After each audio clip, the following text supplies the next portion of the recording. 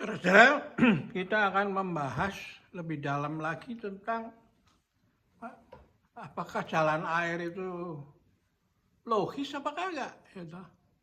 Air yang dari laut menguap ke langit, gitu, menjadi awan, lalu ke gunung turun sebagai hujan, terus ke sungai menuju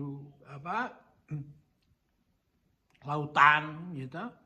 Lalu yang nggak ke sungai tapi sampai di daerah yang legok itu menjadi danau, ada yang ke selokan dan berhenti di situ, mengendap di situ dan bau, sehingga akhirnya air itu nggak betah lalu diterbang balik ke gunung untuk turun bergabung dengan dia punya induknya toh, lalu yang meresap ke air tanah, menghidupi tumbuh-tumbuhan dan diserap ke atas bertemu dengan sinar matahari sehingga terjadinya fotosintesis dan seterusnya.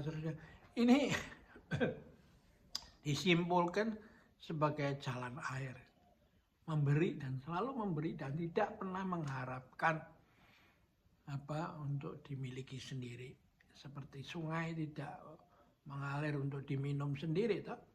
Semerbak bunga tidak mau dinikmati sendiri toh, buah dimakan oleh pohonnya sendiri. Bisa nggak dalam realitas? Apakah ini idealisme yang segala macam dengan harapan nanti bisa masuk surga kalau you melakukan amal ibadah ini, nanti ada yang balas apa segala macam. Karena kita punya konsep itu adalah bahwa di atas itu ada sesuatu yang menentukan segala-galanya. Sampai daun jatuh pun tidak pernah di luar dari pengamatan dia. Sehingga dia itu mengatur segala-galanya. Dalam aksara Tionghoa itu disebut Sangti, itu ada sesuatu di atas, tunggal, powerful, ya, segala macam, mengatur segala-galanya. Sehingga sampai mengatur you bakal masuk surga atau neraka, mencobain Anda semua, ya semualah. Tapi di Tiongkok, acara Mandarin itu ada konsep yuk kalau berhenti belajar, ya menjadi anjing itu. Yuk nggak mau belajar, hanya gede secara fisik, ya akhirnya yuk nggak bisa menjadi menjadi besar. Kalau terus belajar, yuk menjadi titiknya ditaruh di bawah. Kalau nggak belajar, jadi anjing. Meskipun yuk terus belajar, tidak bisa melebihi tian. Naik garisnya, ditutup ya. Kalau turun, yuk jadi jauh. Jadi hantu itu. Ya ini baik-baik aja teori, tapi implementasinya gimana? Saya mau ceritakan Anda bagaimana baru ini saya ketemu teman saudara seperguruan saya. Waktu saya belajar Tai Chi pada guru itu, saya sudah pulang dari Jerman, jadi umurnya sudah 25 lebih dah begini itu. Kalau 26, 30 dah.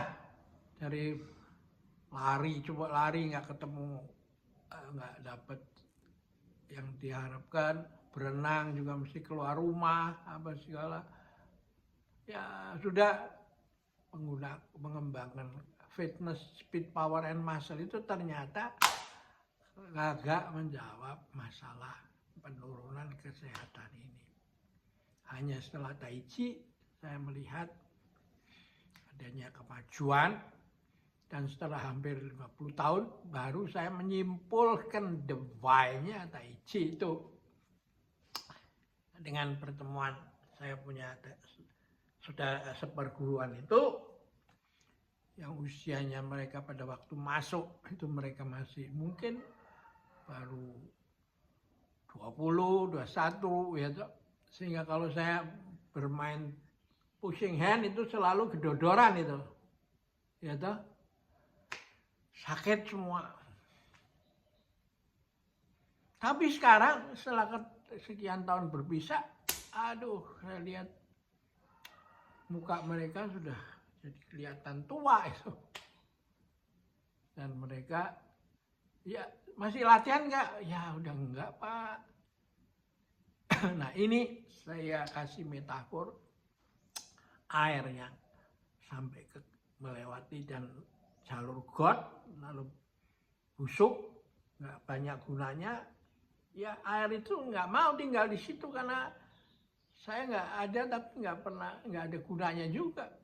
Karena itu dia terbang, menguap kembali ke gunung, turun sebagai hujan, lalu mengikuti mainstreamnya tadi, entah sampai ke danau, entah ke laut, melalui sungai, entah menjadi air tanah, bertemu dengan fotosintesis dengan matahari itu.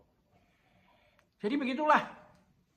Jadi Tai Chi sudah ada di dalam diri Anda dan saya sudah kasih semua. Tergantung Anda bisa pelihara atau enggak, jaga atau enggak. Kalau nggak bisa jaga, ya dia nggak betah hidup sama Anda. Dia yang pergi, yang menguap.